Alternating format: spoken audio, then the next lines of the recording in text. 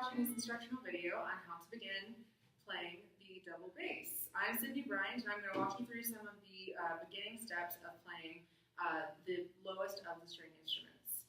So to begin, you're probably going to need a book to be a handy guide. I recommend an Essential Elements book, and a teacher if you don't already have one.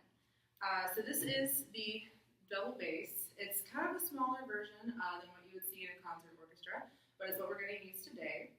Before we begin to play our double bass, we're going to go over the anatomy of the instrument.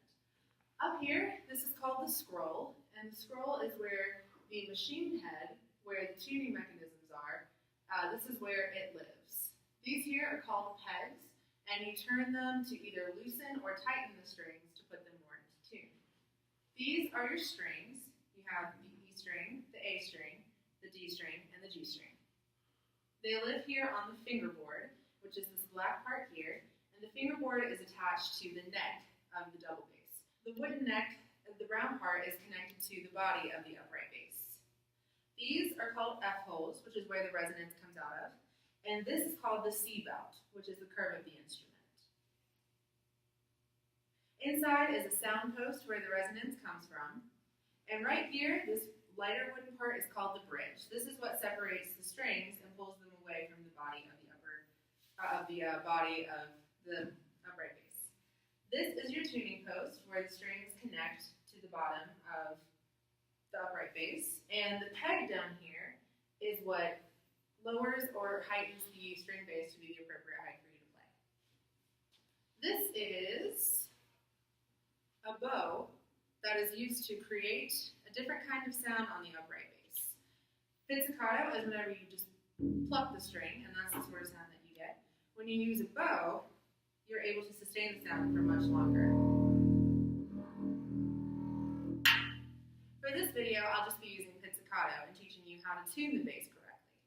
So before we begin to play our double bass, we're going to make sure that it's properly in tune.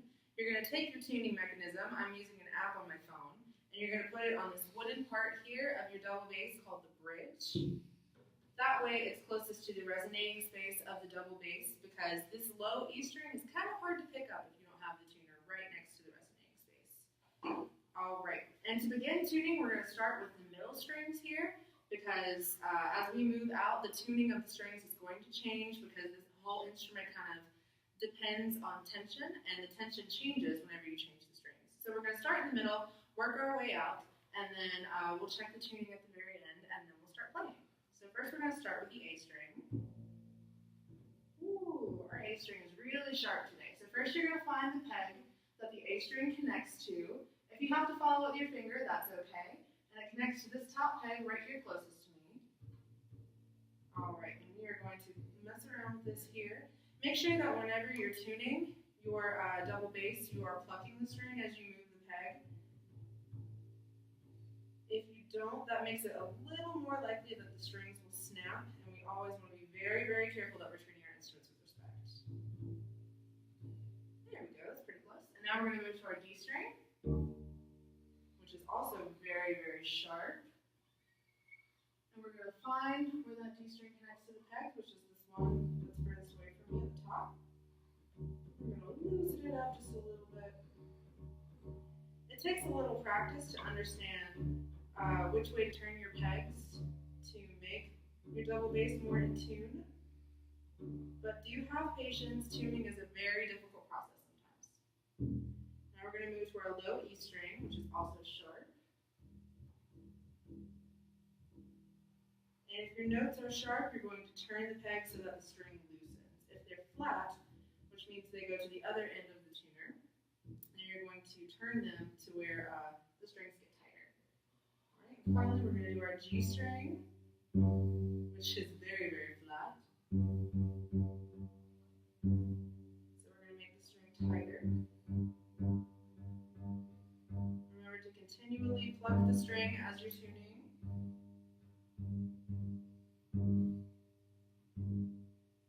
Alright, that's pretty good.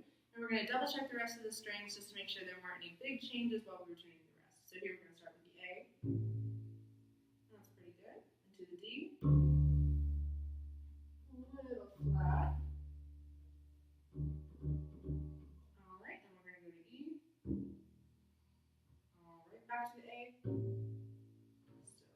D string's giving us trouble today. And our G string. Alrighty. And whenever you're done, the intervals of the bass strings should sound a perfect fourth, which for reference sounds like the tune Here Comes the Bride.